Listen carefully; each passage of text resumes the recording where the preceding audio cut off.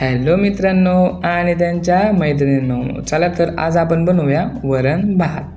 त्याच्यासाठी एका पातेल्यामध्ये 1 वाटी हरभऱ्याची डाळ आणि 1 वाटी तुरीची डाळ घेणार आहोत।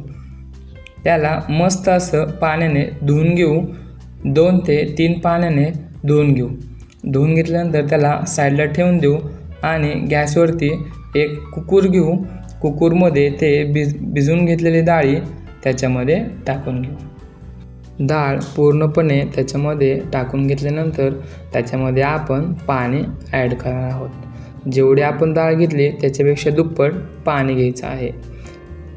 आपण 2 वाटी डाळ घेतल्या होत्या, तर आपण आता 4 वाटी पाणी घेणार आहोत।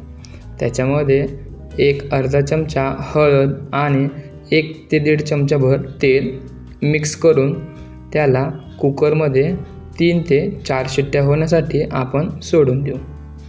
मस्त असं 3 ते 4 शिट्ट्या झाल्यावर त्याला असं आपण उघडून बघू, मस्त अशी आपली डाळ शिजलेली आहे। तर त्याला रवीने अशी एकदम बारीक बारीक बारीक करून घेऊया। बारीक बारीक केल्यानंतर त्याला साईडला ठेवून एक कढई घेऊ। कढईमध्ये 2 ते 3 चमचा तेल घेऊ, त्याला गरम करू। गरम केल्यानंतर त्याच्यामध्ये 1 चमचा मोहरी, 1 चमचा जिरं ॲड करून त्याच्यामध्ये जो आपण लसूण सोलला होता तो लसूण ठेचून त्याच्यामध्ये टाकायचा आहे आणि बारीक बारीक कट केलेली मिरची आणि कढीपत्ता टाकून त्याच्यामध्ये टोमॅटोसुद्धा ॲड करायचा आहे। पूर्णपणे ॲड केल्यानंतर त्याला असं मिक्स करून घ्यायचं आहे। पूर्णपणे मिक्स करून घेतल्यानंतर त्या टमाट्याला असं 2 मिनटं शिजून द्यायचं आहे। शिजून झाल्यानंतर त्याच्यामध्ये जे आपलं वरण झालेलं होतं ते वरण त्याच्यामध्ये आपण मिक्स करून घ्यायचं आहे।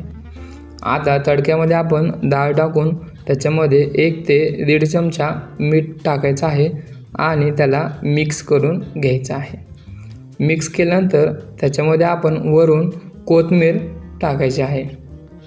कोथिंबीर अशी टाकून त्याला पूर्णपणे असं मिक्स करून द्यायचं आहे। तर मित्रांनो, आपलं वरण रेडी होत आहे। त्याला मिक्स केल्यानंतर मस्त असे उकळी येऊ देऊपर्यंत गरम करायचं आहे। बघू शकता मस्त असं आपलं वरण रेडी आहे। तर त्याला मस्त असं जिरा राईस सोबत आपण खाऊया आणि बाल्कनीमध्ये बसून त्याचा आनंद घेऊ। मित्रांनो, वरण भात आवडल्यास चॅनलला सबस्क्राईब आणि लाईक नक्की करा।